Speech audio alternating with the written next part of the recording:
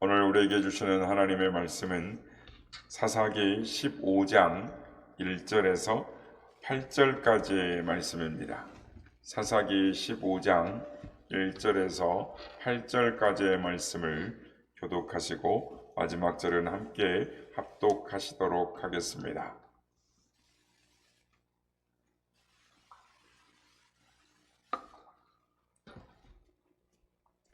얼마 후 밀 거둘 때에 삼손이 염소 새끼를 가지고 그의 아내에게로 찾아가서 이르되 내가 방에 들어가 내 아내를 보고자 하노라 하니 장인이 들어오지 못하게 하고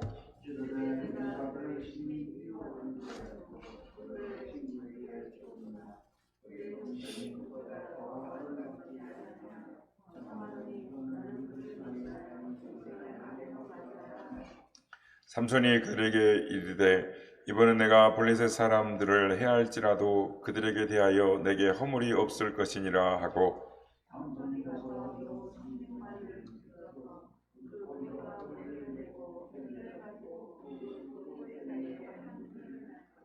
회에 불을 붙이고 그것을 블레셋 사람들의 곡식밭으로 몰아들여서 곡식단과 아직 베이지 아니한 곡식과 포도원과 감람나무들을 사른지라.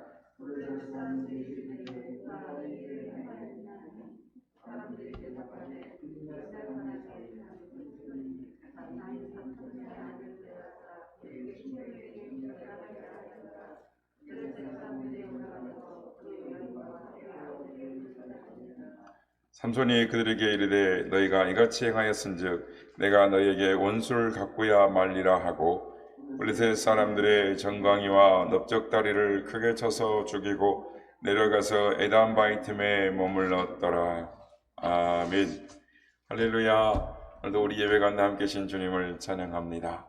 그리고 새벽을 깨워 기도의 향연으로 하나님 앞에 예배하는 모든 성도님들께 하나님의 은혜와 평강이 함께 하시기를 기원드립니다. 우리는 이제 계속 사사기를 보고 있습니다. 삼손이 지난 시간에 보면 아스글론에서 블레셋 30명을 노략한 이 물건으로 수수께끼의 값을 치르고 도하여 아버지 집으로 올라갔다라고 합니다. 그리고 얼마의 시간이 지났습니다. 삼손은 밀 거둘 때에 염소 새끼를 가지고 그의 장인에게 찾아가서 아내를 보고자 한다라고 말을 합니다. 그런데 사사기 14장 20절 그러니까 마지막 절에 보면은 이미 삼손의 아내는 삼손의 친구였던 사람에게 주었다라고 말을 합니다. 그리고 장인이 하는 말이 너가 그를 심히 미워하는 줄 알고 내 딸을 그 친구에게 주었다라고 말을 하는 것입니다. 그리고 이해할 수 없는 말을 합니다. 동생을 아내로 맞으라라는 것입니다. 아마 블레셋의 문화가 그랬던 것 같습니다. 그런데 이 물리쳐야 할 대적과 자꾸 엮이는 이 삼손의 마음속에 왠지 이 짜증스러움, 이 분노 이런 것들을 우리가 느끼게 되는 것입니다.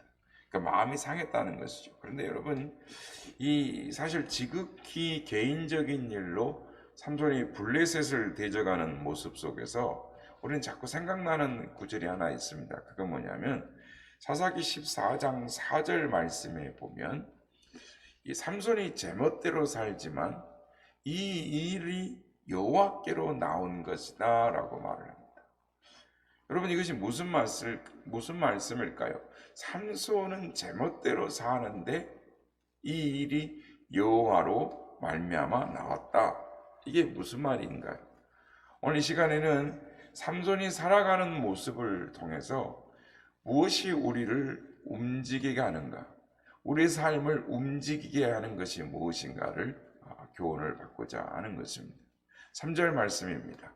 삼손이 그들에게 이르되 이번은 내가 블레셋 사람들을 해할지라도 그들에 대하여 내게 허물이 없을 것이니라 하고 삼손이 이 공작을 펴니다.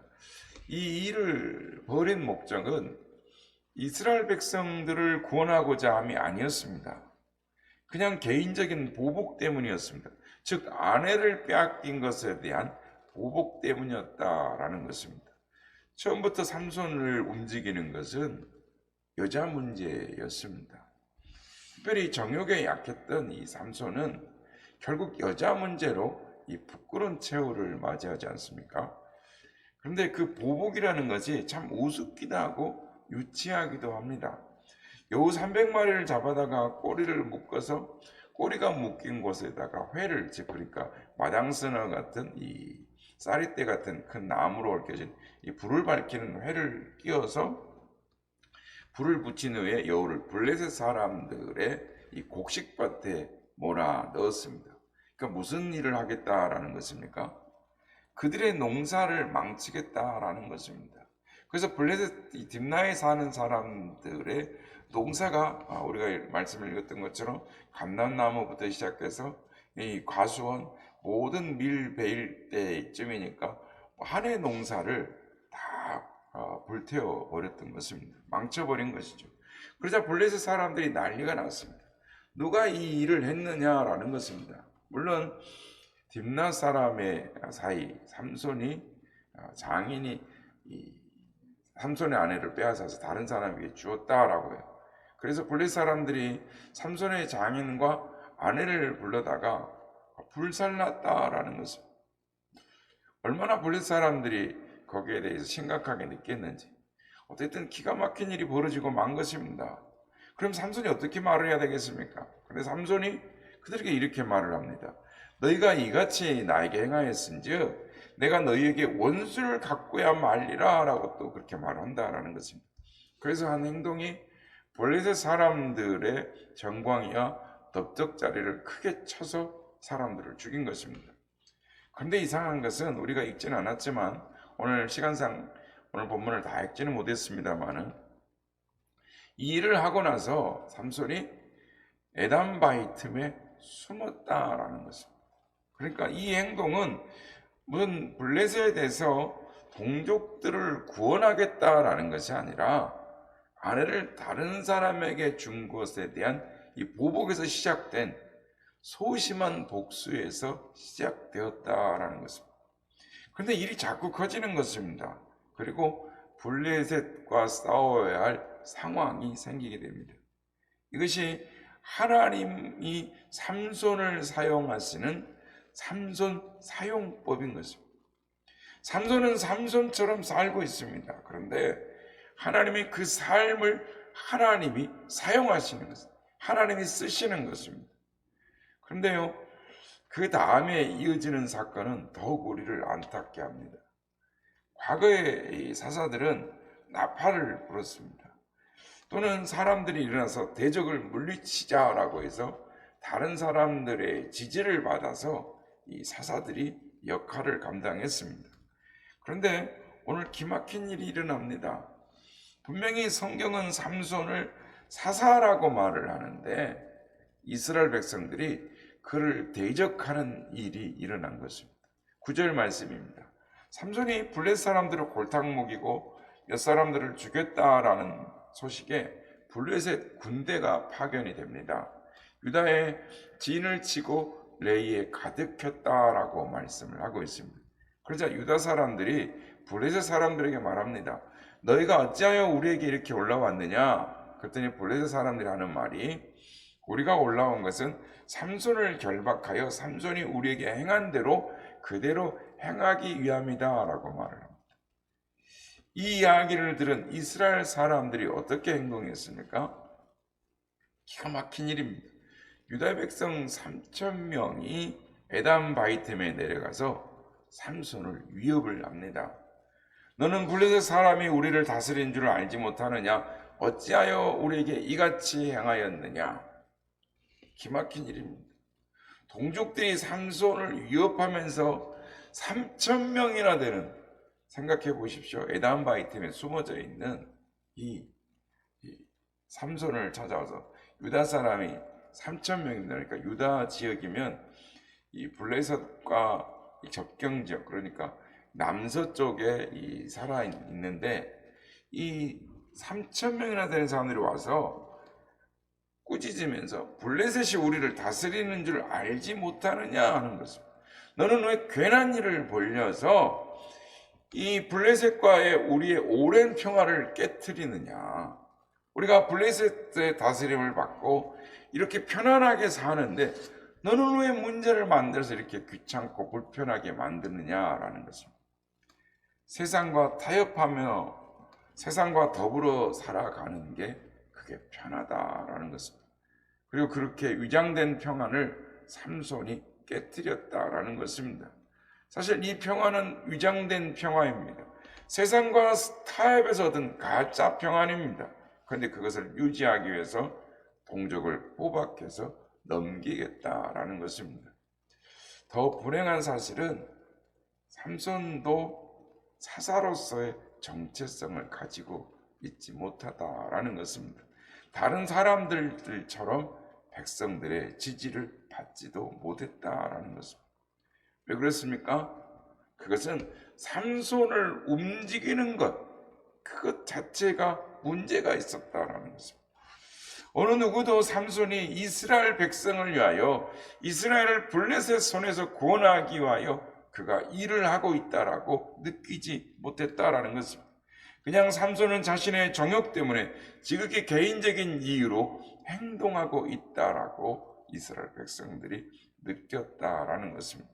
그래서 사사로서 그들의 존경과 사랑을 받지 못하고 오히려 그들을 동원하려고 잡으려고 3,000명을 동원하고 결국 그를 포박해서 이스라엘 백성들이 블레셋에 넘겨주고 말았다라는 것입니다. 삼손은 너희가 나를 해치지 않겠다라고 맹세를 받고 그들의 맹세를 들은 다음에 자발적으로 붙잡혀서 블레셋에 넘겨집니다.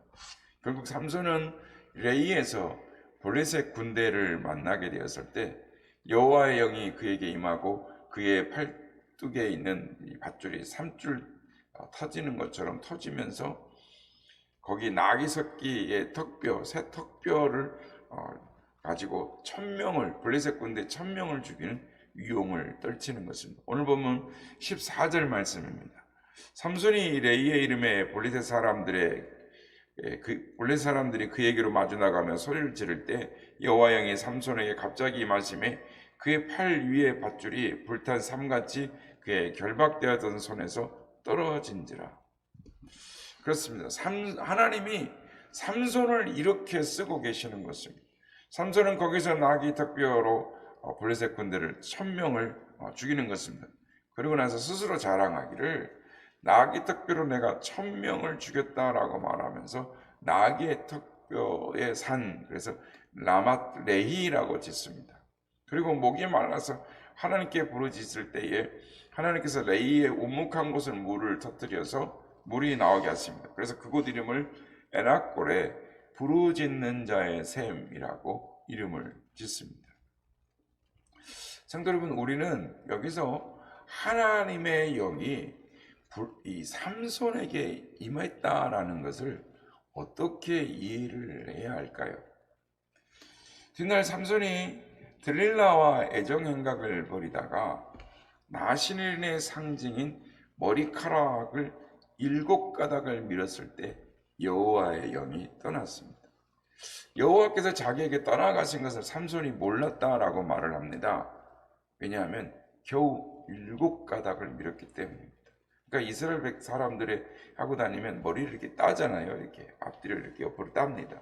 그러니까 이 딴 걸 가볍게 7가닥을 살짝 밀은 겁니다. 그런데 오늘 지금 본문에 보면 여호와의 영이 지금 임하고 있는 것은 아직 삼손은 나실인이며 하나님의 기대를 받고 있다라는 것입니다. 하나님이 세우신 사사로서의 참 부족한 부분이 많지만 하나님은 아직도 그를 사사로 인정하시고 그를 통해서 이 일을 하고 일하시기를 원하신다라는 것입니다. 오늘 우리가 주목해야 하는 것은 하나님의 기대와 다르게 살아가는 삼손을 이 하나님이 사용하고 계시다라는 것입니다. 사사기 14장 4절 말씀같이 삼손은 삼손대로 하나님은 삼손을 통해서 일하고 계시는 이 이상한 상황이 계속 반복되고 있다라는 것입니다. 이미 살펴본 것처럼 삼손에게 무슨 하나님의 영광이라든지 이스라엘 백성들을 구원하겠다라는 거창한 명분이 없습니다. 믿음으로 살지 않았다라는 것입니다. 그를 움직이는 것은 본능, 인간의 육신의 정욕과 안목의 정욕과 이성의 자랑으로 삶을 살았다라는 것은 정욕적이었고 보복적이었다라는 것입니다. 그런데 또 주목할 것은 오늘 본문 15장 20절에 보면 삼손이 이스라엘의 사사가 되어 20년을 지냈다라고 말씀을 하고 계시다라는 것입니다. 참 이해하기 어려운 말씀입니다. 하나님은 우리의 연약함에도 불구하고 여전히 기회를 주시고 은혜를 베푸시는 하나님이시다라는 것입니다. 우리는 우리의 탐심을 따라 정욕을 따라 살아가고 있지만 모든 것을 합력하여 선을 이루게 하시는 하나님께서 우리의 죄악됨에도 불구하고 우리를 하나님의 백성으로 세우시고 하나님의 자녀의 삶을 살아가도록 이끄시고 도우시고 인도해 주신다라는 것입니다. 성도 여러분, 우리의 삶을 이끌어가는, 우리를 움직이게 하는 동기가 무엇입니까? 이스라엘 백성들이 움직인 동기는 이기심이었습니다. 가짜 평화임에도 그 평화가 깨질까봐 삼손을 결박해서 블레셋에게 넘겨주는 이 비정함에 지독한 이기심이 깔려있는 것입니다. 지금 내 삶을 움직이게 하는 동기가 무엇입니까? 주님을 따르고 주의 백성답게 살기 위해서 애쓰고 노력하는 것입니까? 아니면 세상적인 동기로 내 욕심을 이루기 위하여 심지어 신앙까지 이용하는 사람입니까? 성도 여러분, 내가 움직이는 동기, 우리 자신을 움직이는 동기를 점검해야 할 줄로 믿습니다. 뭔가를 행함에 있어서 삼손처럼 본능적인 정욕과 이기적인 욕심으로 움직이고 있다면 삼손의 뒤를 잇는 부끄러운 그리스도인의 모습인 것입니다. 나시린이라는 이름을 가졌지만, 그리스도인이라는 이름을 가졌지만 부끄러운 삶을 살게 되는 것입니다. 바라기는 오늘 이 시간 우리 자신을 움직이는 동기가 무엇인지를 깨닫고 우리의 삶이 보람과 의미가 있고 하나님을 기쁘시게 하는, 하나님의 영광을 위해 쓰임받는 우리의 삶이 되시기를 예수님의 이름으로 축복합니다.